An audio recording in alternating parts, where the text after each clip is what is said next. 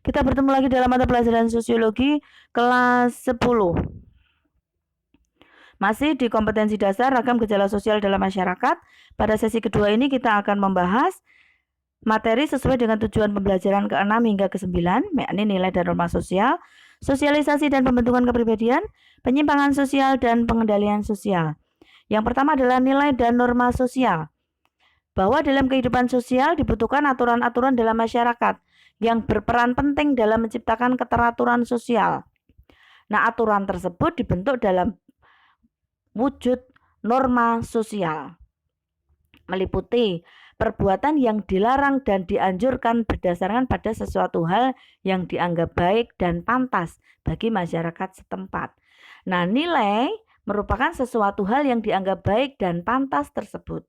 Sebagai contoh adalah perbuatan saling tolong-menolong, ya, yang nampak pada gambar tersebut, ya, bagaimana sekelompok orang melakukan aksi menolong mobil yang terjebak dalam banjir. Nah, perbuatan saling menolong ini merupakan sesuatu yang dianggap baik dan pantas untuk dilakukan dalam kehidupan bermasyarakat.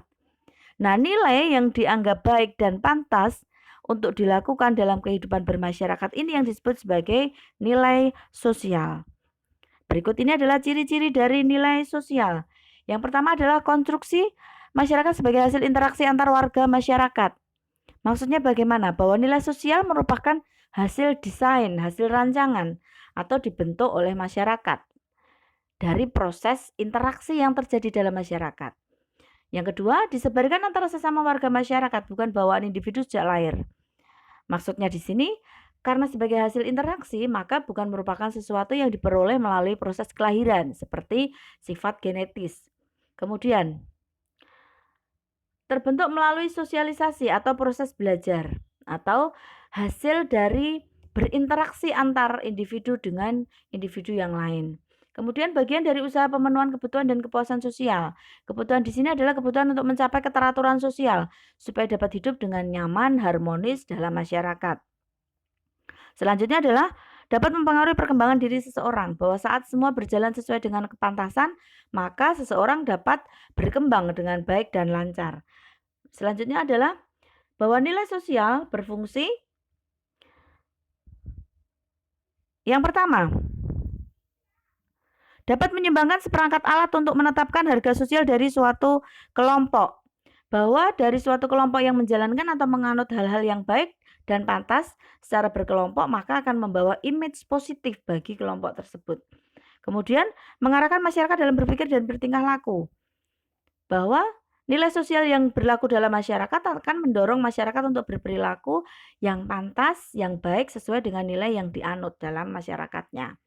Kemudian, penentu terakhir manusia dalam memenuhi peranan-peranan sosial, bahwa setiap individu dalam masyarakat memiliki status masing-masing dan atas status yang melekat pada dirinya akan terlekat peran dari masing-masing dalam suatu masyarakat. Sehingga dalam menjalankan perannya, setiap individu akan berpedoman atas nilai yang diyakini, ya, atau yang berlaku di masyarakatnya.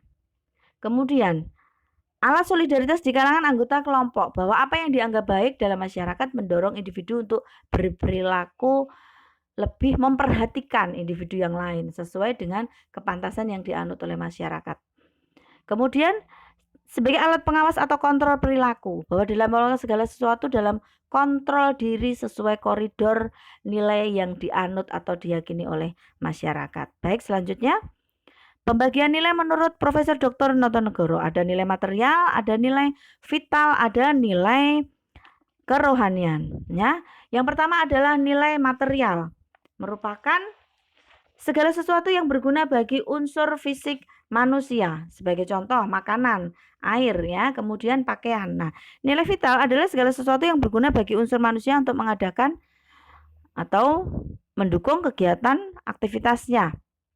Sebagai contoh, di masa pandemi ini gadget HP merupakan nilai vital bagi kita, bagi guru maupun bagi pelajar. Kemudian nilai kerohanian merupakan segala sesuatu yang berguna bagi batin atau rohani manusia. Meliputi nilai kebenaran yang bersumber pada akal manusia, kemudian nilai keindahan yang bersumber dari rasa keindahan sesuai dengan panca indera manusia, Misalnya lagu, musik, ya. Bagaimana lagu yang indah sesuai dengan indera pendengaran. Kemudian lukisan sesuai dengan indera penglihatan, ya. Selanjutnya nilai kebaikan atau nilai moral yang bersumber pada kodrati manusia. Sebagai contoh, secara kodrati memunculkan moral manusia untuk berkehendak atau memiliki kemauan untuk menolong orang yang terkena musibah misalnya. Kemudian yang berikutnya adalah nilai religius yang bersumber pada kepercayaan atau religi atau keyakinan dari manusia. Ya. Selain ada pembagian nilai menurut Profesor Dr. Notonegoro ini, ada pembagian nilai lainnya yakni nilai dominan dan nilai yang mendarah daging. Nilai dominan merupakan nilai yang dianggap lebih penting dibandingkan nilai lainnya. Nah, bagaimana keberadaan nilai dominan ini? Nilai yang dianggap dominan ini menurut ukuran banyaknya penganut nilai tersebut. Misalnya mayoritas dari masyarakat mendukung reformasi. Nah, ini bisa kalian lihat sebagai contoh di negara Thailand ya, bagaimana mayoritas penduduknya menginginkan reformasi pemerintahan karena ketidaknyamanan dengan kepemimpinan Raja Thailand yang baru. Nah, ini ya, ini merupakan menurut ukuran banyaknya penganut nilai tersebut. Kemudian lamanya suatu nilai dianut atau digunakan. Misalnya adat istiadat tradisi yang berlaku secara turun-menurun dari suatu masyarakat. Nah, ini berarti nilai yang berlaku adalah nilai yang sudah turun-menurun sangat lama sekali. Kemudian tinggi rendahnya usaha pemberlakuan nilai tersebut. Sebagai contoh adalah aktivitas ibadah haji. Bagaimana tinggi rendahnya untuk bisa menunaikan ibadah haji adalah tergantung dari tinggi rendahnya kemampuan dari seseorang, ya. Selanjutnya adalah prestis atau kebanggaan. Bagaimana sesuatu nilai dari sesuatu barang misalnya ya. Misalnya memiliki barang mewah. Nah, ini dengan harga yang fantastis. Nah, ini kemudian mendorong untuk munculnya prestis atau kebanggaan tertentu atas kepemilikan terhadap mobil mewah tersebut. Nah, selain nilai dominan tadi telah kita sebutkan ada nilai yang mendarah daging. Bahwa nilai yang melekat pada diri seseorang, mengikat pada diri seseorang, tersosialisasi sejak kecil sehingga untuk menjalankannya tanpa perlu proses berpikir atau pertimbangan lagi ya otomatis sudah dilakukan gitu ya, telah menjadi kepribadian. Baik, selanjutnya adalah norma sosial. Tadi telah kita bahas bahwa norma merupakan aturan untuk mencapai nilai.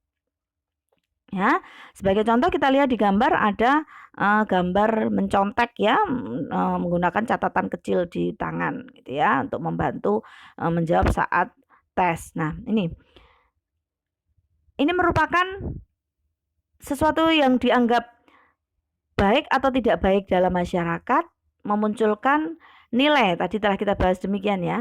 Sebagai contoh menurut gambar ini adalah apa perlunya nilai kejujuran? Bagaimana diperlukan nilai kejujuran? Bahwa sesuatu yang pantas, sesuatu yang baik di masyarakat, bagaimana anggota masyarakatnya dituntut untuk memiliki nilai kejujuran. Nah, dalam mencapai nilai kejujuran tersebut diberlakukanlah norma. Sebagai contoh di masyarakat sekolah ya, di masyarakat pendidikan, di sekolah berlaku norma yang terkait dengan nilai kejujuran adalah norma berupa larangan mencontek.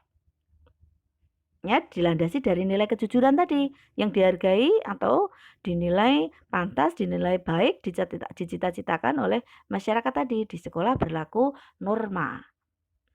Ya. Nah, ini yang dimaksud bahwa norma merupakan aturan untuk mencapai nilai. Dan norma tersebut, aturan yang ada tersebut, ketentuan yang dibentuk oleh masyarakat tersebut bersifat mengikat seluruh warga kelompok dalam masyarakat. Nah, dalam daya ikat dari norma di dalam masyarakat, kita bisa membedakan ada cara, ada kebiasaan, ada tata kelakuan, dan adat istiadat. Cara sebagai contoh, bagaimana orang memiliki cara dalam table manner, misalnya bersendawa atau berjejak saat makan. Kemudian kebiasaan atau folklist merupakan aturan kekuatan yang lebih mengikat daripada usage ya, daripada cara. Sebagai contoh,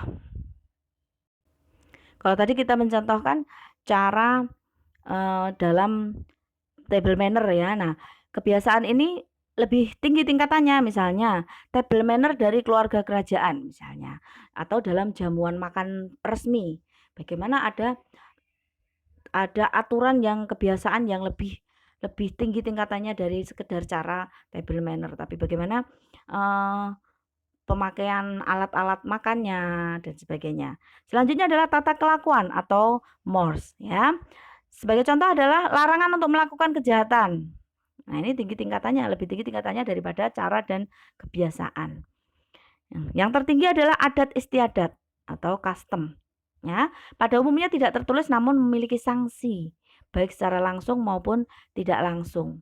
Misalnya berupa sikap penolakan dari masyarakat, karena adat istiadat ini berlaku bagi seluruh masyarakat, sehingga pada saat tidak menjalankan norma sesuai adat istiadat yang berlaku, maka akan memperoleh sanksi dari masyarakat, penolakan dari masyarakat misalnya ya. Sebagai contoh, hukum adat di Aceh yang melarang laki-laki dan perempuan yang bukan suami istri berada dalam satu ruangan. Nah, pada saat ada yang melanggar, maka diberlakukan sanksi berupa hukuman cambuk. Nah, ini ya di Aceh masih berlaku ya hukuman cambuk. Nah, selanjutnya kita lanjutkan jenis-jenis norma. Ada norma agama, norma kesusilaan, norma kesopanan, norma kebiasaan, dan norma hukum.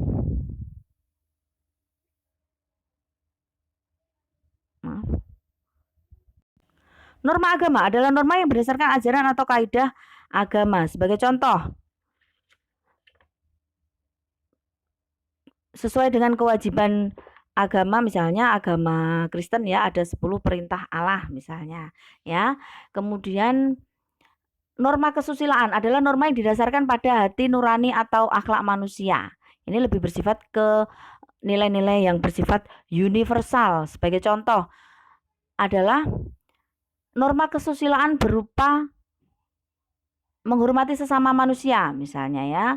Kemudian norma kesusilaan berupa menjaga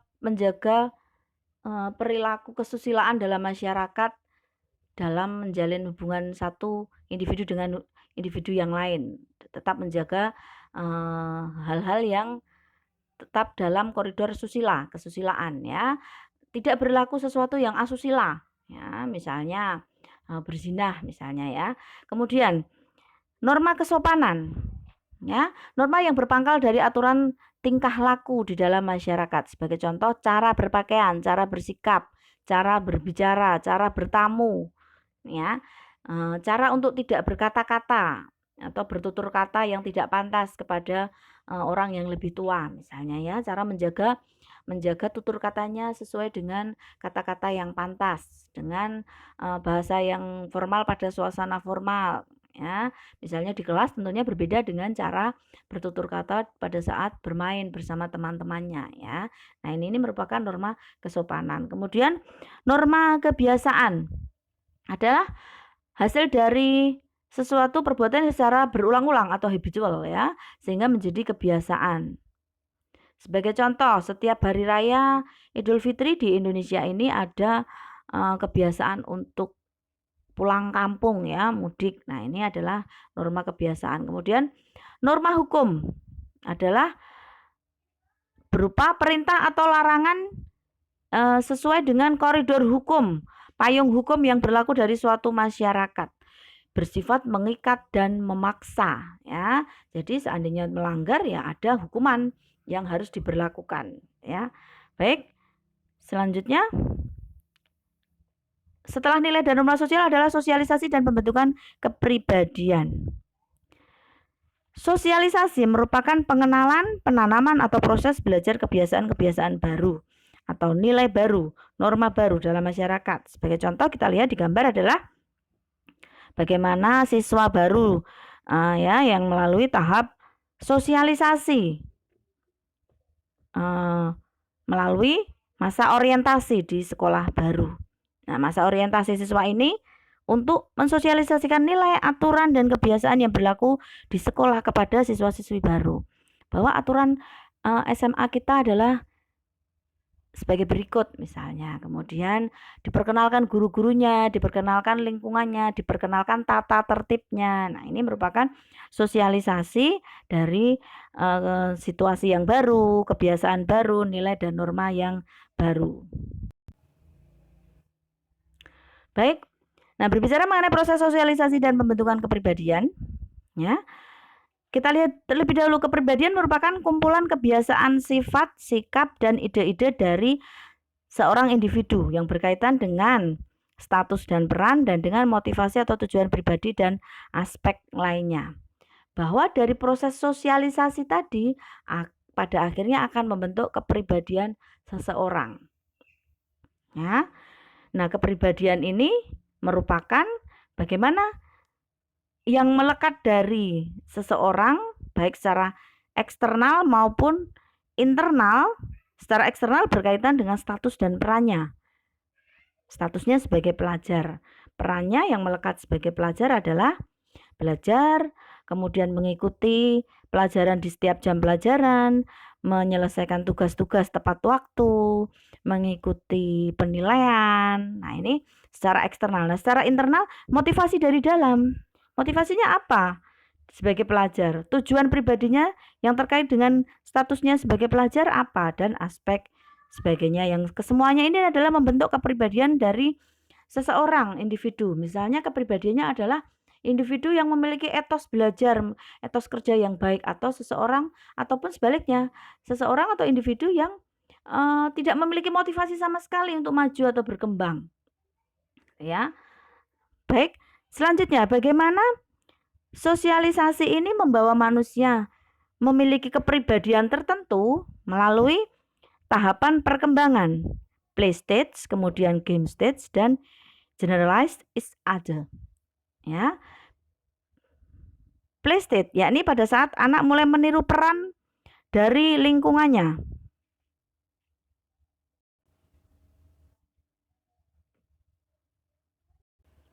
Sebagai contoh, misalkan seseorang anak meniru gaya dari kakaknya, cara berpakaian, atau mungkin tingkah laku dari kakaknya, gitu ya, menirukan. Ini play stage. Kemudian game stage. Bagaimana seseorang meniru perilaku secara lebih sempurna, ya? Bagaimana seseorang memiliki kepribadian atau berperilaku meniru kegiatan dari orang tuanya dalam bersosialisasi di masyarakat, misalnya lebih terbuka, lebih membuka diri. Kemudian ada yang lebih tertutup atau tidak mau berinteraksi dengan lingkungan. Nah, ini merupakan game stage, ya, siap bertindak. Kemudian generalized each other, yakni saat anak sudah mencapai pendewasaan dan mengetahui kehidupan bermasyarakat dengan lebih jelas. Sebagai contoh, sebagai seorang siswa memahami, oh, peran guru adalah seperti ini, peran saya sebagai siswa adalah seharusnya bagaimana. Kemudian peran orang tua saya itu kepada saya apa, peran saya kepada orang tua itu dituntut bagaimana, ya, seharusnya bagaimana. Nah, ini adalah tahap penerimaan norma secara kolektif atau telah mengeneral, saling mengeneral satu sama lain atau generalize each other, ya. Baik, selanjutnya adalah faktor pembentuk kepribadian, ya. Yang pertama ada lingkungan fisik, ada warisan biologis, kebudayaan, pengalaman kelompok, pengalaman unik. Di semester 1 di awal kita telah pernah membahas mengenai bagaimana setiap individu terbentuk dari faktor fenotip dan genotip, ya. Genotip adalah apa yang diwariskan, ya, sebagai warisan biologis. Kemudian fenotip adalah apa yang didapat dari lingkungan fisik. Nah, bagaimana baik dari lingkungan fisik maupun dari apa yang diperoleh dari proses kelahiran ini akan membentuk kepribadian dari seseorang. Nah, ternyata tidak hanya secara fenotip dan genotip saja, bahwa ada hal lain lagi, yakni kebudayaan, kemudian pengalaman dalam kelompok, bagaimana pengalaman dari suatu individu dalam berinteraksi dalam suatu kelompok. Jika telah berinteraksi atau telah memiliki kelompok tertentu, ya, sebagai lingkungannya, maka kelompoknya akan bisa memberi pengaruh terhadap kepribadian dari seseorang. Kemudian kebudayaan, bagaimana kebudayaan dari suatu masyarakat bisa berperan dalam membentuk kepribadian seseorang. Sebagai contoh, kita contohkan adalah budaya masyarakat Jepang yang memiliki etos kerja yang tinggi, ulet. Bahwa bangsa Jepang tidak memiliki sumber daya yang berlimpah seperti bangsa kita. Jadi dari mereka kecil mereka terbiasa untuk dituntut bekerja keras. Bekerja keras bagaimana untuk survive, untuk bertahan dari kondisi apa yang dimiliki oleh bangsanya. Nah, dan buktinya kita lihat bahwa bangsa Jepang bisa menjadi bangsa yang maju, negara yang maju. Ini adalah hasil dari keuletannya, hasil dari bagaimana mau bekerja keras meski dengan kondisi sumber daya alam yang tidak melimpah seperti kita. Jika kita bandingkan dengan bangsa kita, dengan negara kita yang memiliki sumber daya yang melimpah, tapi mungkin etos kerja dari bangsa kita, ya, yang seharusnya perlu meneladani, mencontoh dari bangsa Jepang. Nah ini adalah kebudayaan masyarakatnya. Kebudayaan masyarakat kita, ternyata masyarakat kita didominasi oleh individu-individu yang kurang fight, kurang mau, kurang mampu untuk berusaha keras, untuk memiliki etos kerja, etos berusaha yang tinggi. Seandainya kita mampu meneladani dari etos kerja dari bangsa Jepang, dari kebudayaan Jepang, mungkin kita akan menjadi negara yang sangat maju ya, karena kita sudah didukung oleh sumber daya alam yang melimpah ruah. Nah ini sayang sekali ya, dengan sumber daya alam yang sangat melimpah ruah, tapi masih banyak sekali individu-individu yang kurang bertanggung jawab, yang masih dikuasai oleh rasa malas, tidak ada motivasi. Nah ini yang perlu dibenahi oleh kita semua ya, untuk saling introspeksi. Apakah saya termasuk orang yang fight, yang memiliki etos kerja yang tinggi, yang bisa membawa saya ke kemajuan, atau saya cukup biasa-biasa saja, biar saja hidup saya mengalir biasa-biasa saja, tidak usah sesuatu yang istimewa, tidak usah spesial misalnya ya. Nah ini yang merupakan kepribadian dari masyarakat ya, dibentuk dari kebudayaan. Nah, kemudian berikutnya adalah pengalaman unik. Bagaimana pengalaman dari masing-masing orang tentunya berbeda-beda. Nah, bagaimana pengalaman ini akan membentuk seseorang ya, menjadi sesuatu yang sangat mendasar, sangat membekas dari pada diri seseorang sehingga menjadi kepribadian. Membentuk pada kepribadiannya. Sebagai contoh misalnya ya, anak yang mengalami child abuse ya, nah ini akan terbentuk kepribadiannya secara psikologis akan mengalami traumatik. Nah ini ya, bagaimana supaya masing-masing individu bisa mengolah dirinya, bahwa apa yang sudah dialami tidak mengganggu perkembangannya, tidak mengganggu pembentukan kepribadiannya di sepanjang hidupnya. Karena jika tidak segera beranjak dari permasalahan yang dulu, dari pengalaman yang dulu, maka kedepannya yang akan terganggu. Pembentukan kepribadian semakin ke depan yang akan semakin terganggu. Baik, berbicara mengenai sosialisasi, ya, akan ada agen-agen sosialisasi dari mulai kita lahir hingga kita dewasa ya, kita tentunya mengalami berbagai proses sosialisasi yang tidak berhenti ya, karena hidup kita tidak berhenti. Kita terus berkembang, terus mengalami hal-hal baru. Nah, ini yang disebut sebagai sosialisasi tidak berhenti. Dari mulai yang pertama adalah keluarga. Ya, pada masa awal kehidupan seseorang, agen sosialisasi terdiri dari orang tua dan saudara kandung. Namun jika keluarganya memiliki keluarga yang besar atau keluarga yang luas, extended family, maka agen sosialisasinya bisa ditambah dengan mungkin kakeknya, neneknya, pamannya, bibinya, begitu ya. Nah ini yang disebut sebagai keluarga, merupakan agen sosialisasi yang keluarga merupakan agen sosialisasi primer, ya, yang utama, yang pertama. Agen sosialisasi yang selanjutnya adalah kelompok sebaya atau sepermainan. Nah, setelah keluarga, Misalnya kemudian sekolah ya. Nah, ini kemudian atau bermain. Nah, ini kemudian memiliki teman sebaya, teman sepermainan. Ini yang mendorong terjadinya sosialisasi selanjutnya setelah sosialisasi primer. Kemudian nah, ini berikutnya ya, setelah bermain, sekolah, kemudian media massa. Setelah mengenal media massa, maka mengalami sosialisasi yang dilalui dari akses media massa. Nah, media massa merupakan bentuk komunikasi dan rekreasi yang menjangkau banyak orang. Siapa saja bisa mengalami sosialisasi melalui media massa yang diakses ya. Selanjutnya adalah kita lihat ada bentuk-bentuk sosialisasi. Ada sosialisasi primer tadi ya, di keluarga tadi, kemudian sosialisasi sekunder adalah sosialisasi yang didapat setelah keluarga.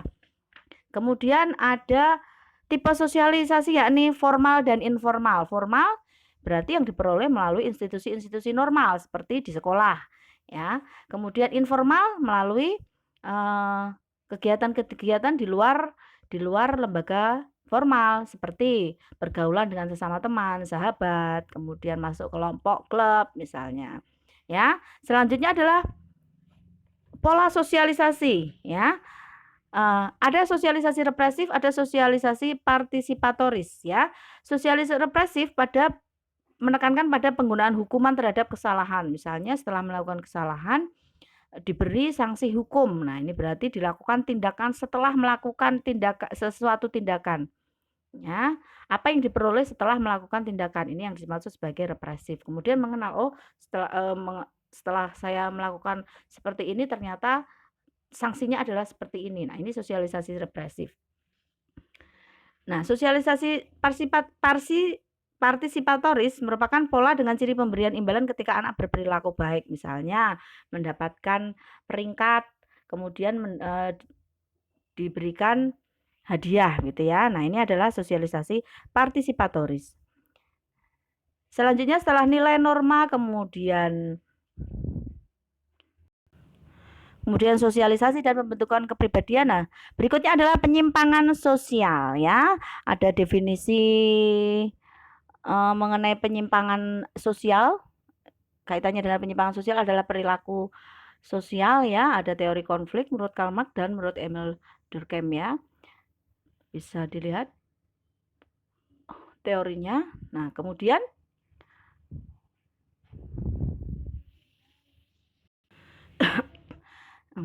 ya ini terkait dengan sosialisasi pembentukan kepribadian tadi, bahwa dikenalkan nilai-nilai hal-hal baru bagi individu di kehidupannya, dalam setiap kehidupannya di sepanjang hidupnya ya.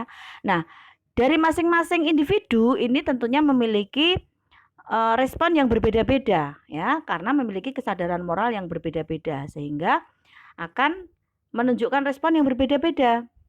Nah, ada yang bisa menyesuaikan diri terhadap nilai baru, norma baru, atau bisa adaptasi ya, bisa konform. Tapi ada yang tidak mampu untuk menyesuaikan diri dengan apa yang disosialisasikan, apa yang nilai-nilai baru yang dikenalkan. Ya. Nah, ini yang disebut sebagai perilaku menyimpang atau deviant behavior. Jadi, yang sesuai dengan nilai dan norma masyarakat disebut konformitas, sedangkan perilaku yang tidak sesuai dengan nilai dan norma yang berlaku dalam masyarakat disebut sebagai perilaku menyimpang. Nah, kita lihat definisi menurut Robert Merton ya. Bagaimana perilaku menyimpang terjadi karena tidak adanya kaitan antara tujuan dengan cara yang telah ditetapkan dan dibenarkan oleh struktur sosial ya. Ada 5 cara adaptasi: konformitas, inovasi, ritualisme, retretisme, dan pemberontakan. Nah, cara yang kedua hingga kelima ini merupakan atau menunjukkan perilaku yang menyimpang, jadi yang tidak konform. Baik, selanjutnya. Baik. Nah, berbicara mengenai perilaku menyimpang ya, bagaimana bisa seseorang sama-sama mendapatkan atau melalui proses sosialisasi tapi bisa atau muncul terdapat perilaku yang menyimpang. Nah, ini bisa ada dua kemungkinan, misalnya sosialisasinya yang tidak sempurna. Ya, jadi sosialisasi yang dilakukan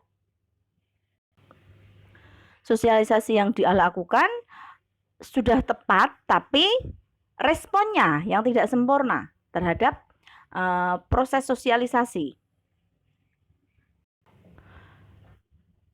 Nah, untuk kemungkinan yang kedua adalah sosialisasi sub kebudayaan yang menyimpang. Jadi memang sengaja untuk mengenal sub kebudayaan yang menyimpang.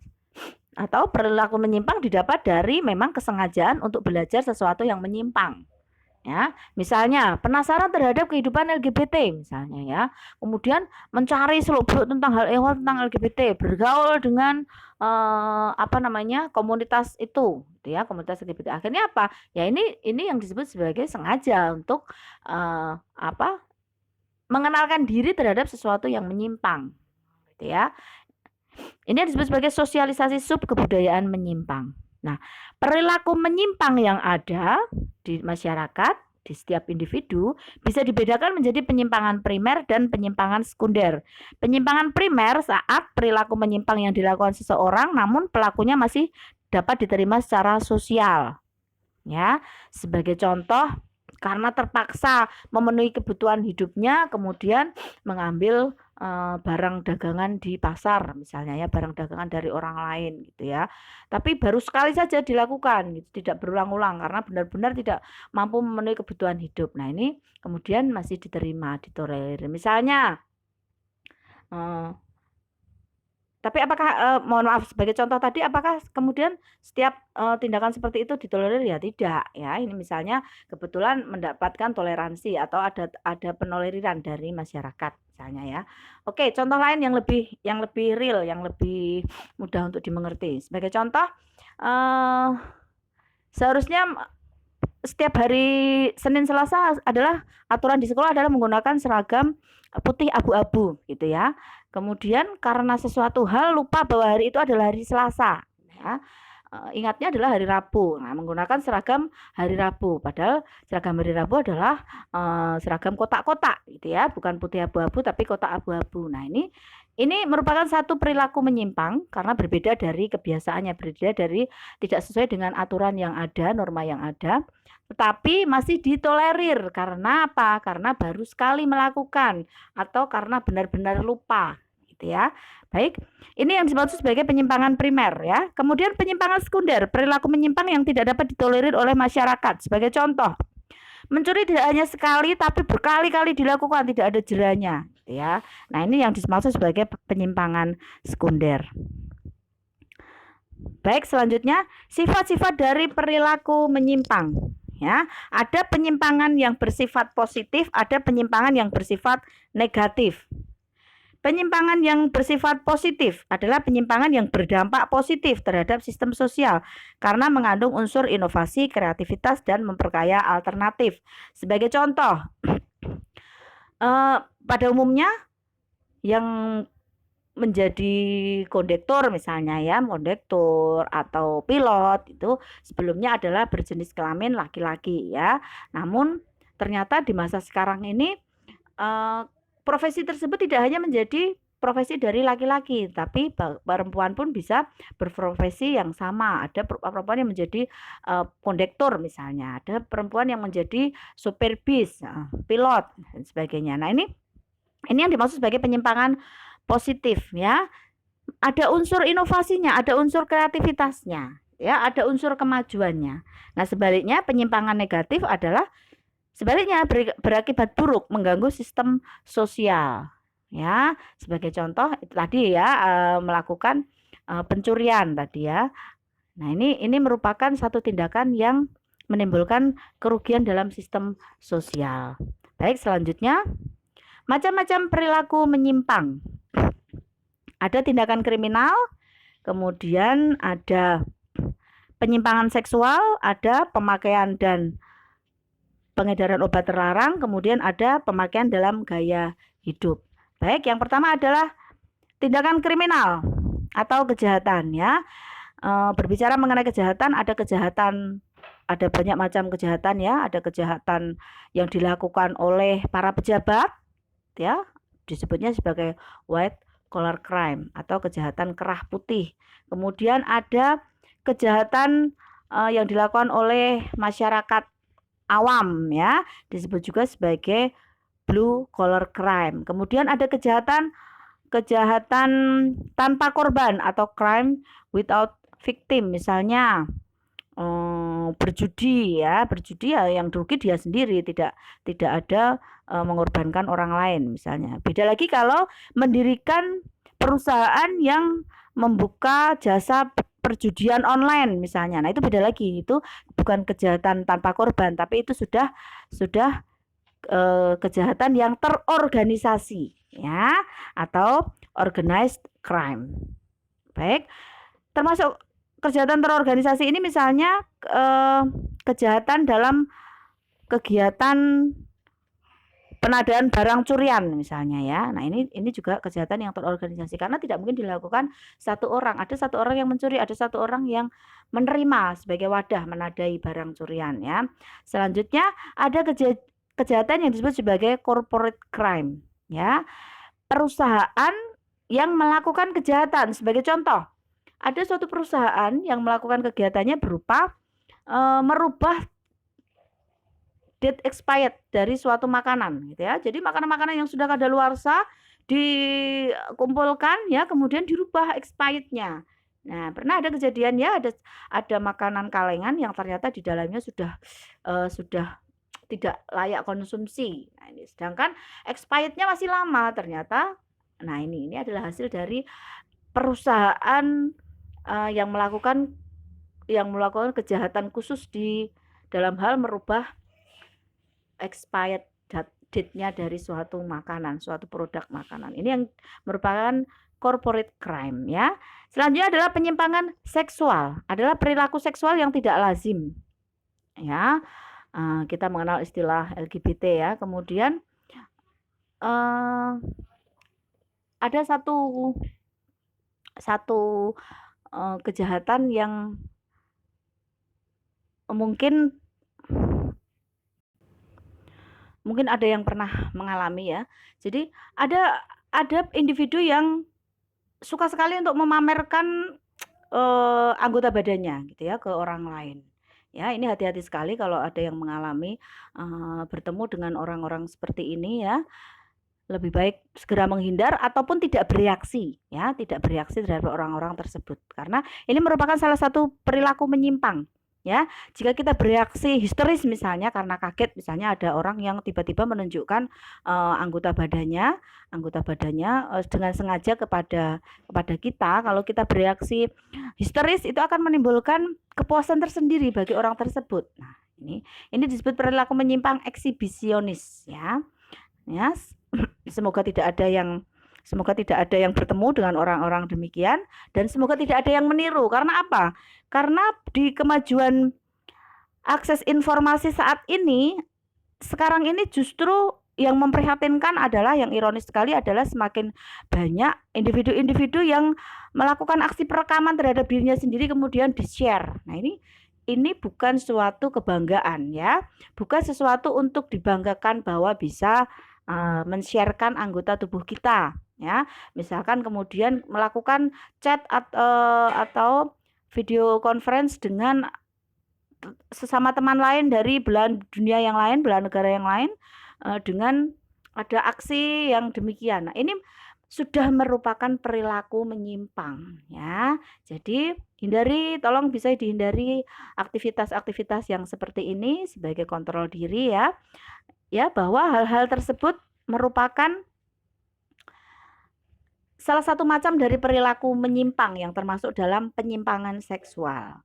Baik, penyimpangan selanjutnya adalah pemakaian dan pengedaran obat terlarang. Kalau ini mudah dipahami ya, bagaimana bisa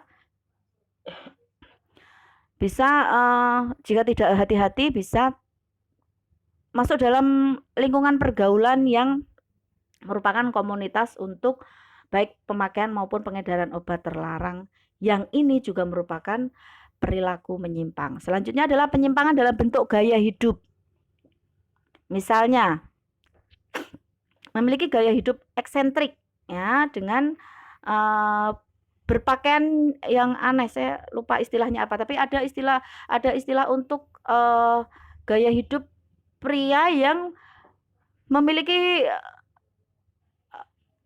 gaya hidup berpakaian, style berpakaian berhijab seperti wanita. Jadi menggunakan atribut hijab gitu ya, padahal pria. Nah, ini merupakan penyimpangan dalam bentuk gaya hidup ya, dari style berpakaian. Silakan nanti kalian cari istilahnya apa, saya agak lupa istilahnya ya. Baik, selanjutnya adalah setelah nilai dan norma sosial, kemudian sosialisasi dan pembentukan kepribadian, kemudian penyimpangan sosial. Yang terakhir adalah pengendalian sosial. Bahwa pada prinsipnya pengendalian sosial ini adalah bagaimana kontrol atau tindakan pengendalian terhadap kehidupan bermasyarakat supaya tidak menuju kepada penyimpangan sosial, atau bahwa penyimpangan sosial yang terjadi di masyarakat dikontrol, dikembalikan ke sesuatu yang normal, yang konform, yang sesuai dengan nilai dan norma dari masyarakat. Baik, cara pengendalian sosial yang pertama yakni melalui institusi dan non-institusi. Institusi adalah cara pengendalian sosial melalui lembaga-lembaga sosial yang ada, lembaga hukum, agama, politik, ekonomi, keluarga. Kemudian non-institusi ya di luar lembaga. Ya, selanjutnya cara pengendalian sosial secara lisan, simbolik dan kekerasan. Ya, secara lisan berarti secara verbal. Kemudian secara kekerasan disebut juga dengan pengendalian sosial secara koersif, memaksa, bersifat koersif. Ya. Nah, setelah koersif, kemudian cara pengendalian secara simbolik. Nah, secara lisan dan secara simbolik ini merupakan tindakan yang persuasif. Jadi, cara kedua ini sebenarnya bisa dibedakan menjadi koersif dan persuasif. Persuasif meliputi lisan dan simbolik, koersif melalui secara mengikat atau memaksa ya, atau dengan kekerasan. Baik, selanjutnya adalah cara pengendalian sosial melalui imbalan dan hukuman, reward and punishment ya. Misalkan sesuai menjalankan berarti diberi reward, jika tidak sesuai atau melanggar maka diberi punishment gitu ya. Baik. Selanjutnya adalah cara pengendalian sosial secara formal dan informal ya. Sama seperti institusi dan non-institusi tadi, secara formal sesuai dengan lembaga-lembaganya, secara informal adalah dilakukan oleh kelompok-kelompok yang tidak resmi ya, yang ada di sekitar, yang lebih dekat, yang lebih akrab, yang lebih dekat. Baik, selanjutnya adalah bagaimana peran lembaga formal dan informal dalam pengendalian sosial. Kita lihat. Yang pertama adalah polisi. Bagaimana polisi sebagai aparat negara bertugas memelihara keamanan dan ketertiban, mencegah dan mengatasi perilaku menyimpang anggota masyarakat sehingga tercipta ketertiban. Kemudian lembaga formal berikutnya adalah pengadilan ya, merupakan alat pengendalian sosial agar seseorang berhati-hati dalam bertingkah laku. Pengadilan akan memberikan sanksi yang tegas kepada siapapun yang terbukti bersalah melanggar aturan hukum yang telah ditetapkan. Baik, selanjutnya adalah tokoh masyarakat ya. Tokoh masyarakat memiliki pengaruh atau kontribusi yang dihormati dan disegani oleh masyarakat sehingga bisa menjadi pengendali sosial ya. Nah, tokoh masyarakat ini bisa bersifat formal maupun informal.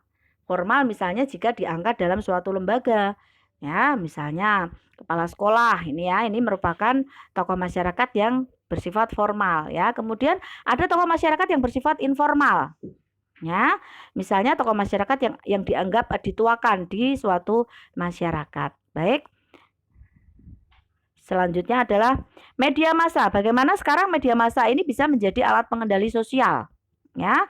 Misalnya yang yang sering terjadi adalah bila mana seorang selebritis ya melakukan sesuatu perilaku menyimpang ya. Ini kemudian mendapatkan sanksi sosial melalui media massa. Bagaimana masyarakat secara keseluruhan mengendalikan, mengontrol sebagai pengontrol dari tingkah laku para sosialita ya, para selebritis melalui media massa. Misalnya memberikan sanksi sosial berupa hujatan. Nah, ini ya bagaimana netizen bisa memberikan hujatan ya. Di Indonesia ini dianggap netizennya kejam-kejam ya. Nah, ini ya.